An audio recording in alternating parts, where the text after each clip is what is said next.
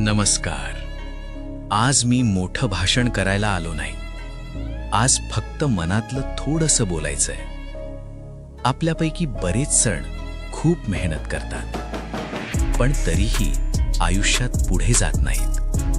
त्याचं कारण एकच असतं, आपण स्वतःवर विश्वास ठेवणं सोडून दिलेलं असतं. लक्षात ठेवा, वेळ वाईट असू शकते, पण तुम्ही वाईट नसता. जर आज कोणी तुमच्यावर विश्वास ठेवत नसेल, तर एक माणूस ठेवा, तो म्हणजे तुम्ही स्वतः.